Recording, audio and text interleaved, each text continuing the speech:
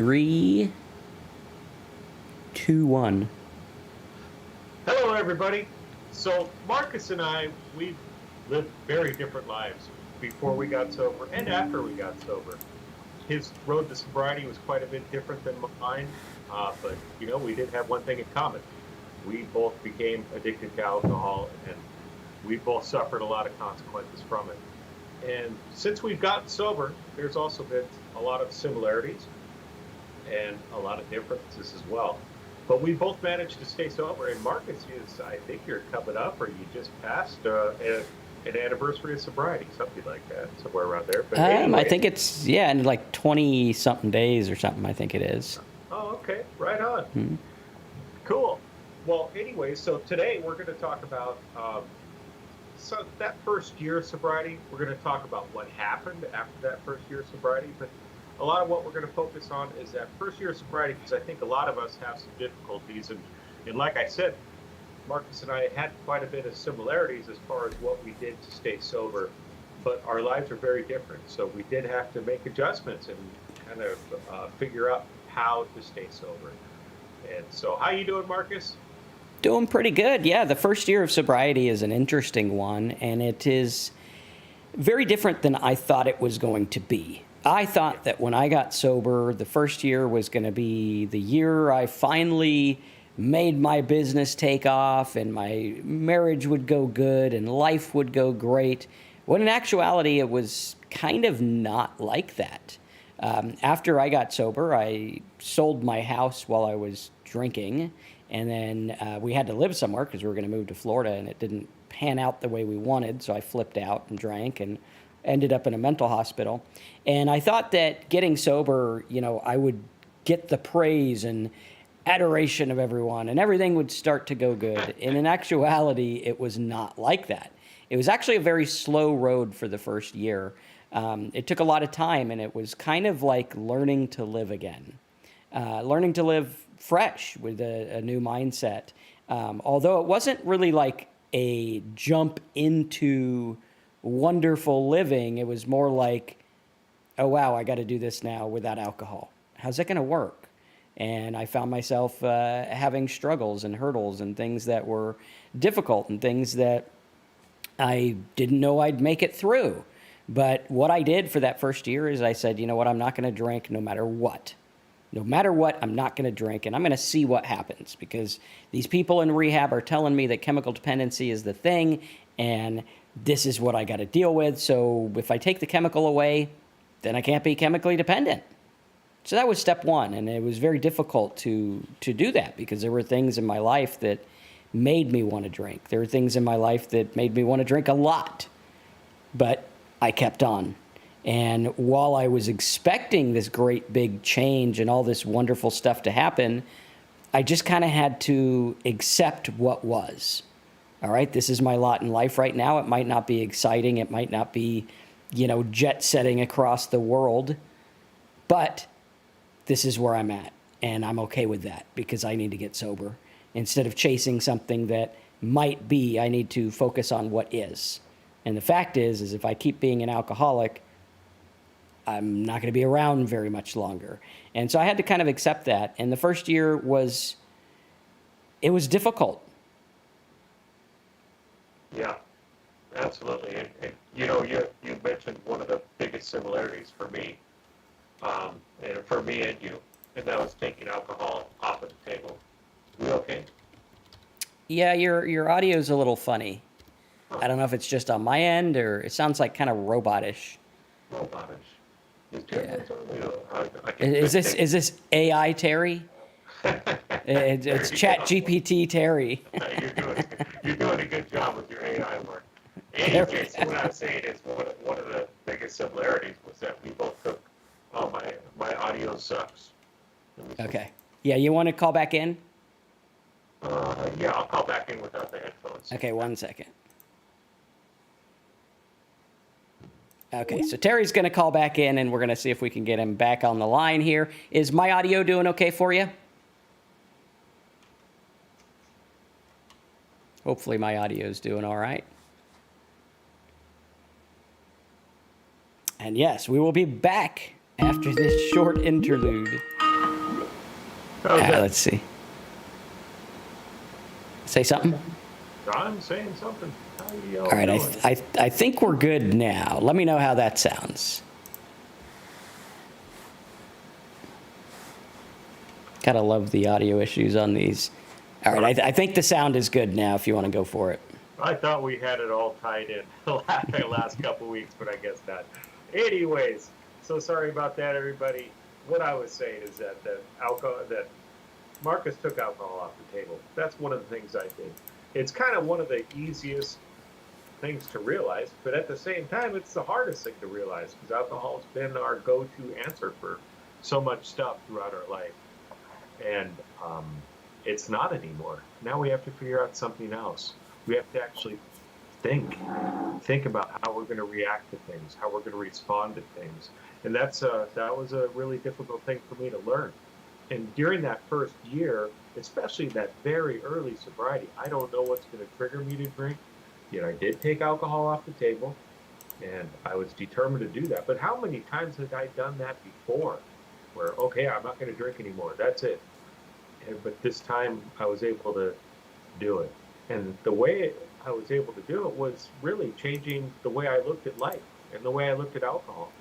And it was kind of a difficult thing to do because it required big changes in my life.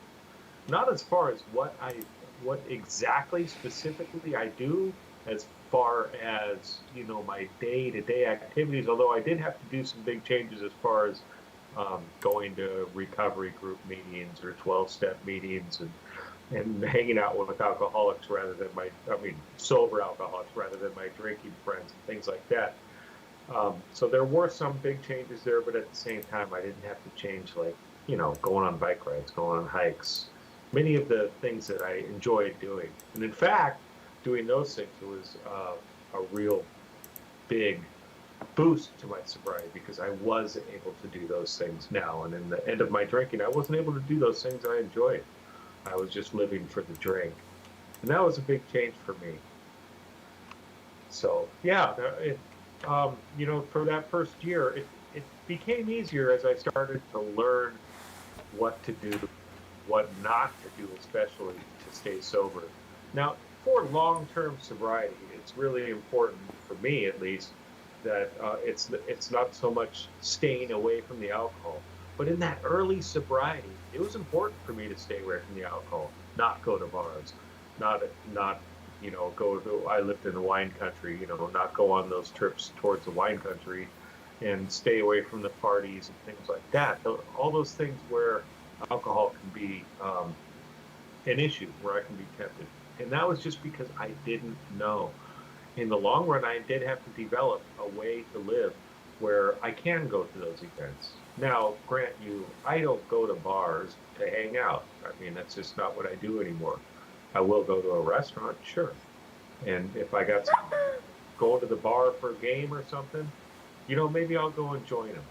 But it's not something I do, out of habit. It's not something I do every night or anything like that. It's an occasion. Or if I am going to a bar, there's a reason I'm meeting somebody to go do something else or take care of business or something like that. There's always a reason why I'm going to those dangerous places, or going to a wedding. There's usually a lot of alcohol at weddings. If I'm going to a wedding or something like that, I have a reason to be there. I remember I had to go to a friend's a memorial service, and I knew there was going to be a lot of alcohol there because they were all a bunch of drinkers. And I just decided I'm going to be a server. I'm going to be the guy that hands out the little what do you call them? The brochures. When the person walks in the door, the memorial, the paper that has all that stuff on it. That's what I did. I made myself a service, and that way I was busy and didn't have those things that I needed to change my focus on. So that was some of the stuff that I had to do during that first year. And what about you, Marcus? What did you have to do? Actually, it was interesting. We did a lot. So my wife was kind of really wanting me to get sober because the alternative was not, and that was not good. And so we kind of stopped contact with my family for a good 6 months, 3 to 6 months. where we slowly let people who were not so threatening back in the Yeah. circle, because it was a big one. I mean, I remember a couple months into sobriety, my mom kept writing me this letter about something that like traumatized me back when I was a kid, and I'm like, okay, yeah, I don't really need this in my life, and if people aren't willing to set boundaries that are going to help me get sober, then I need to not talk to them for a while, because sobriety is the most important thing. And it's difficult because a lot of us alcoholics are people pleasers by nature, and we want everything to be happy and good and okay. And sometimes we have to be the quote unquote bad guy to be able to maintain our sobriety. Sometimes we have to put that first and understand that, hey, me not drinking is really, really important. Therefore, I'm going to stay away from things that make me drink, which for me was talking to drunk people, talking about family issues, going to places where I knew people were going to drink. And for the first year, I stayed away from a lot of that stuff. It's actually extremely boring. The first year of sobriety was ridiculously boring. Now, I did have a lot of fun in the sense that I was able to be present. I could go on a boating trip with my family, my close, immediate family, and I could be present there. I didn't have to be thinking about something else. I didn't have to be thinking about what I was going to drink all the time or my anxiety or whatever. I just was there. Yeah. And I just lived and made things okay. And it was kind of a gift in disguise, even though we're like, oh, we want the fun and the excitement. The fun and excitement in an alcoholic's brain is not the reality. Like, you look at it, you're like, oh man, I was at that party and it was so much fun. And it's like, really, how much of it do you actually remember? Oh, I was at that concert. It was great because we were plastered. Okay, well, how much of it do you actually remember? I can't tell you how many opening acts I saw and then couldn't remember the show I actually went there for. Yeah. And, sporting events and all kinds of things where I was able to be present. We have this illusion that alcohol makes things better, and it kind of doesn't. Not for the alcoholic, at least. Maybe for the guy who can handle it. But for the alcoholic, it really doesn't make it better. It makes it worse. And it makes us unable to function correctly. And in that first year, it's difficult because that alcohol is screaming at you. Hey, drink me, drink me. I got the solution to all your problems. The first year's hell of that. But again, what I did is I said, alcohol is off the table. That's it. It is a matter of fact. It wasn't, well, what if I get a craving? I can have all the cravings I want. I don't drink alcohol. I could crave and write in the sky that I need to drink. But if I make a resolve to say alcohol's off the table, not alcohol's off the table unless, or maybe one day, no, for this first year, I'm not going to drink any alcohol. And that changed my life because that was so important to do that everything else fell into place. I realized if I hadn't done that, I wouldn't have realized that chemical dependency was the key factor. I would have still thought, oh, it's my family issues. It's a mental problem. It's this, it's that. No, it's alcohol. If you're an alcoholic, alcohol is the problem. Now, you might have other problems, but I found it was like a 85-15 ratio. All right, and this is an interesting topic. Maybe we'll get into this a little bit. Terry is more familiar with a lot of AA type stuff than I am. And I find it interesting because a lot of AA, from what I have seen, is based on fixing yourself so that you can stay sober, which is good. I mean, there are things there. But did you find a similar thing the first year where it was like, hey, a lot of my problems were actually the alcohol. And if I solve that problem, everything else gets easier? Yeah. Oh, absolutely.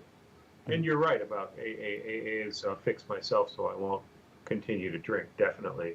I mean, I think that, the first step of AA is the only one that talks about alcohol. The rest of them are about how to live life.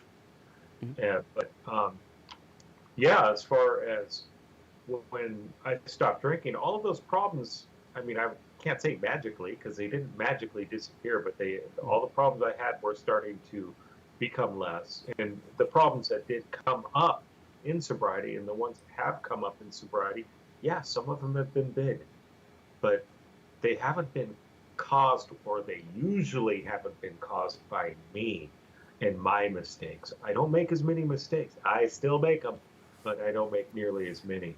And the mistakes I make, I'm able to rectify them right away. Where when I would make a mistake, like I'd hurt somebody emotionally, I'd say the wrong thing or whatever it was, something like that, or make a mistake at work or something like that. Um, Before I would drink my way out of it, which never worked. I was never able to drink my way out of the issue. It just caused permanent damage or lasting damage at least. And nowadays I can go back and rectify that problem immediately because I realize that that's what I need to do. If I hurt somebody or make a mistake, I got to go fix it now, whether I want to or not. And before I did, I felt that I did not have that choice because my choice was to drink instead. And yeah, that was kind of the way I dealt with it all the time. Yeah, it was tough. Hey, Mike, you said, what do you recommend for somebody in their first 2 weeks for those that are not in medical danger? And I did want to touch on that. I still think you need to go see a doctor. Mhm. It's coming off of alcohol is important, and that's probably the most important thing you need to do. But other than that, we have some videos on early sobriety, and I've done some that talk about early sobriety tips, things like that.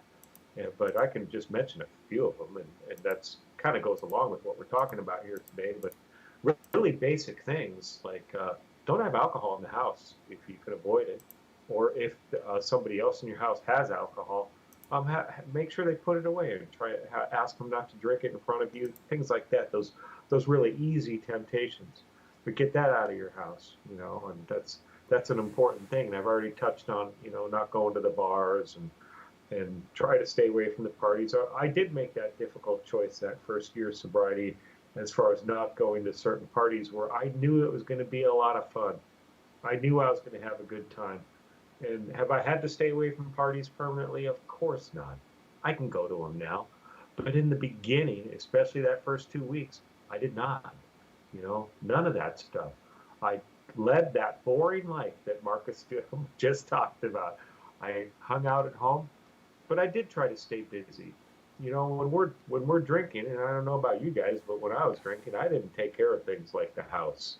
The house was trashed. I mean, it wasn't terrible. It wasn't like some of those TV shows, Hoarders and stuff like that, but it was pretty bad. So I just took care of those simple things that I could do at home.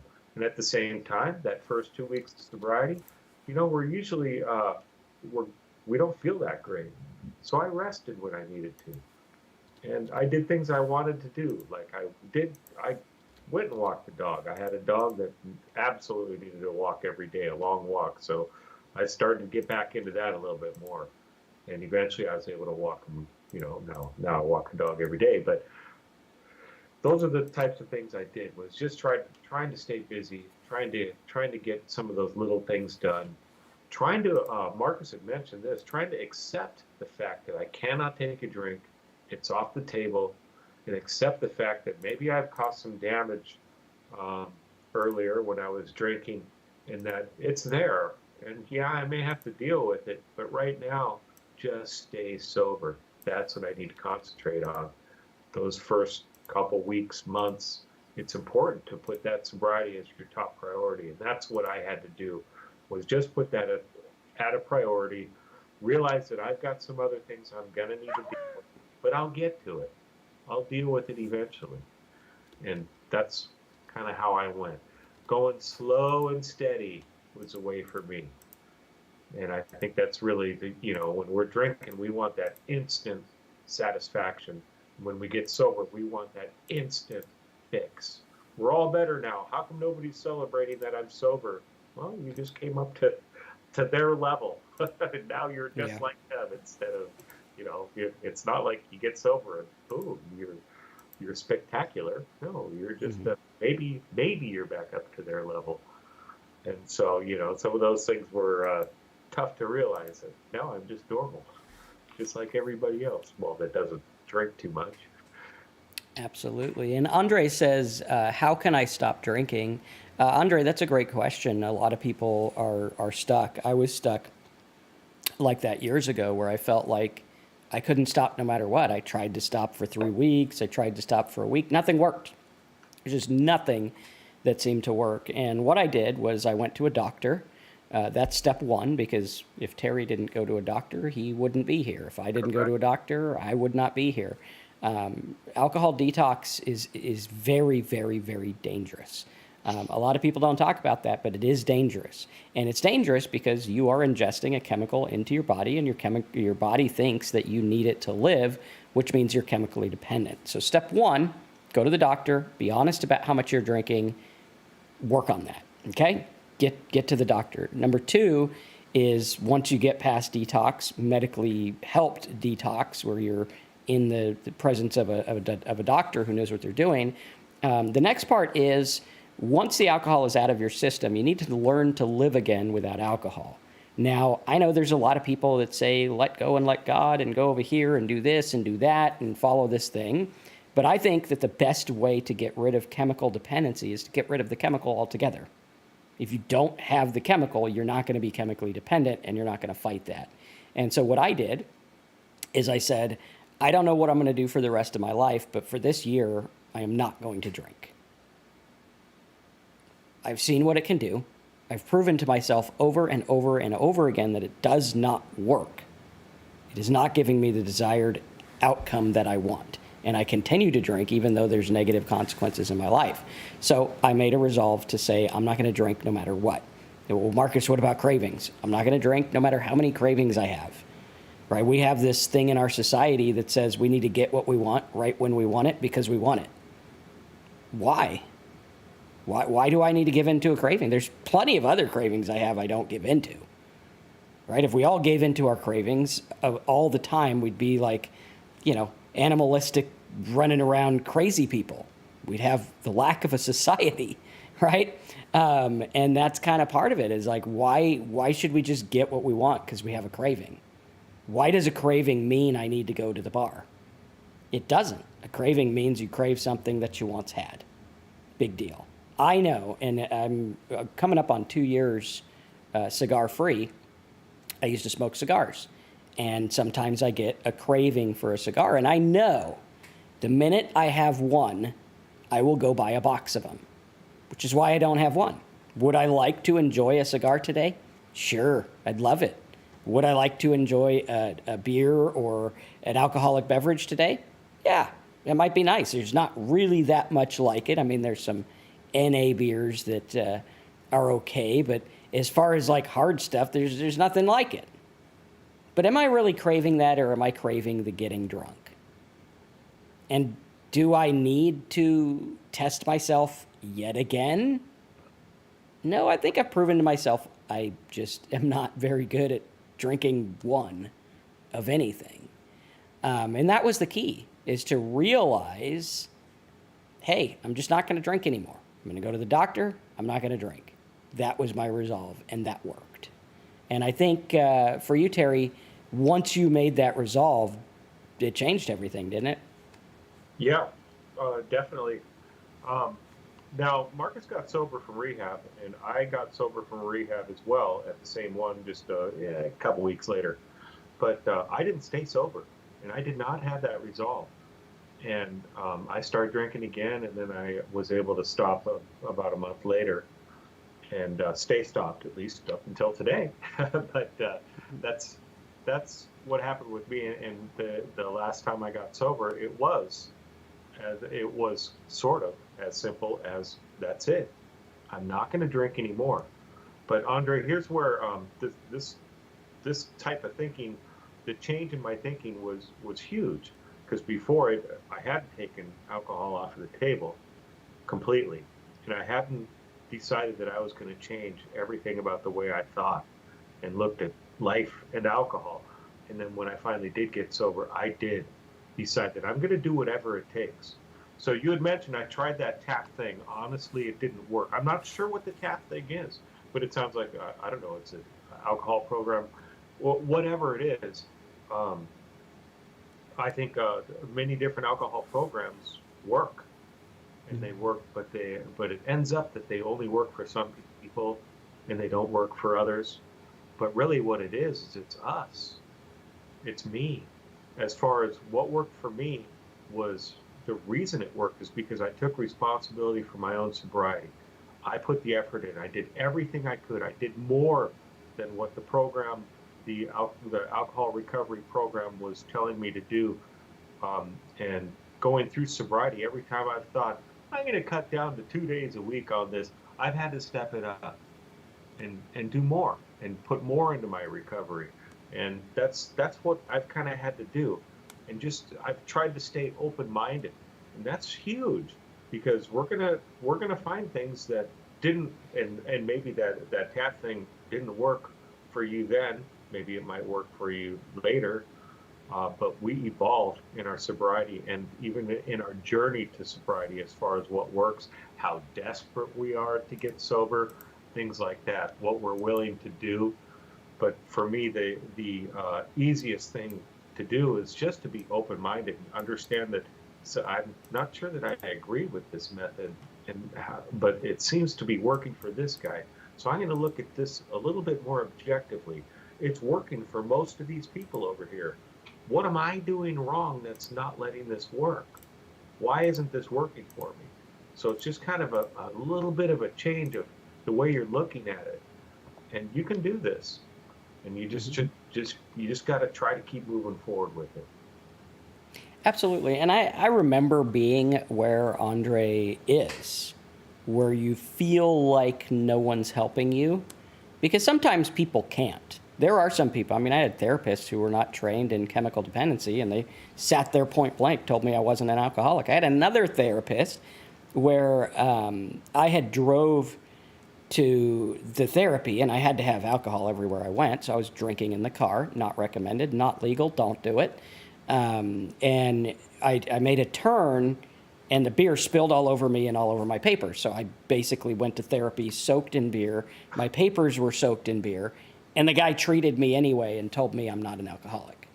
And I'm like, well, okay, yeah, you should probably have your therapy license revoked. But I felt like no one was trying to help me, although everyone was, but they were doing their best, right? They didn't know. They didn't know how chemical dependency works. And unfortunately, this is something that is on the down low.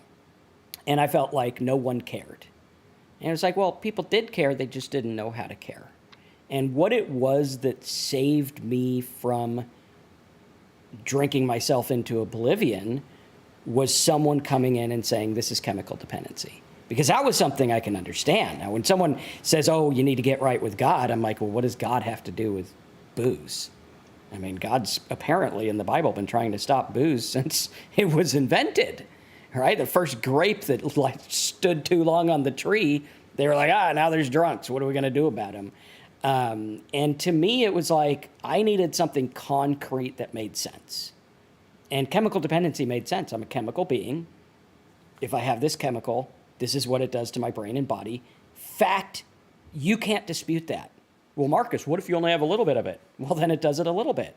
But when have I ever had a little bit of it? That's kind of part of the chemical dependency. It makes me want more.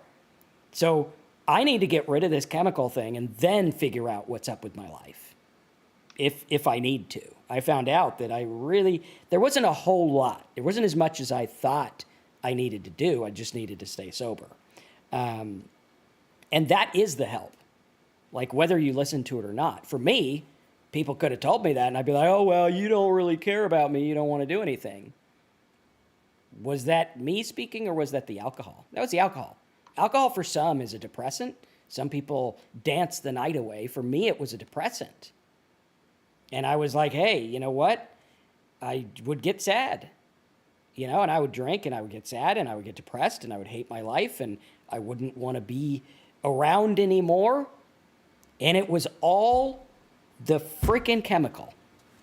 Yeah. Like it was literally, I mean, my dad said it wonderfully. He was like, you're basically hitting your head with a hammer and being like, why does my head hurt? Well, we know why it hurts, because you're doing that. That's a metaphor, not to be taken literally. You know, and that was the thing, is like, why am I doing this? I know what the problem is. I just need to get rid of the problem.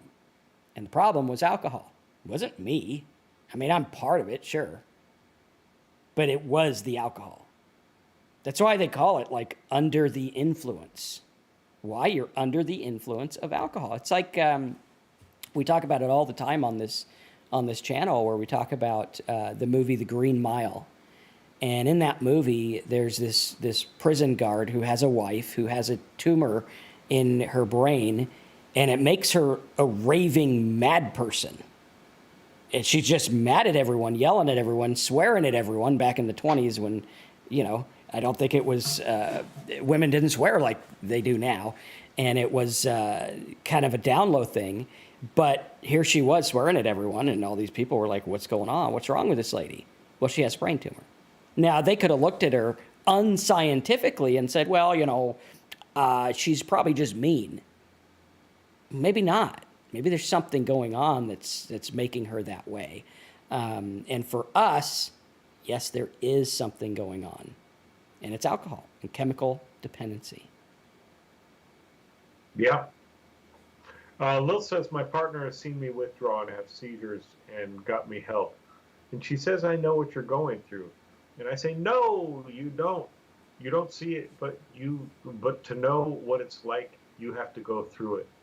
Well, I'd agree with that as far as, yeah, the non-alcoholics don't quite know exactly what we're going through, but they see it. They absolutely see it. And I would challenge what you're saying as far as they see what you're going. No, they don't have that feeling. And that's why it is important to connect with other sober alcoholics when you're trying to get sober, because they've been through it. They know what you're going through. They know how to get through it. They know how to help you change your thought processes, because they've changed theirs, or at least I hope they have. But so yeah, there is a difference. But those that love us, they definitely see it, and they definitely can be a huge help. And as far as my wife, she was crucial. I may not be sober. She wasn't there for me and seeing me go through what I went through and understanding as best as she could. She really did mean well, and she helped me a lot, definitely. Yeah. It's a difficult record. I don't think anyone understands until you go through it. Yeah. Yeah, definitely. Because it's... Weather Bob. Yep, and we had a couple of 90-dayers in here, too. Yeah, right. Yep, and then I think someone else, a couple of years, or a year, 18 months, something like that. So congrats to all that. And that's the key, is realizing there is help there. The help is realizing it is alcohol. Go to the doctor, get help with the physical stuff, and then realize it is 100% alcohol. And then start the road to recovery.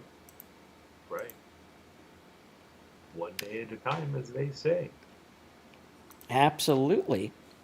And if you guys want to support what we're doing here on the channel and help us stay on the channel, go to talksober.com, click the big yellow button, sign up for our course. We got all kinds of cool stuff in there to help you understand what's going on mentally, to help you kind of rebuild the life that you want to build, because that's a cool thing. Once we get sober and chemical dependency is out of the way, we now get to design our life on purpose, which is cool, because you can design pretty much whatever you want, and it's really cool. All right, Weather Bob, cool. Keep on the course. Yeah. Right on. Thank you, everybody. 2 months All on right. Thursday. Monk mode. Right on. Congratulations. Cool. All right, guys. Thanks for being here. Check out talksober.com. Click the big yellow button. Sign up. And we'll see you next time. And we're at our new time on Tuesdays.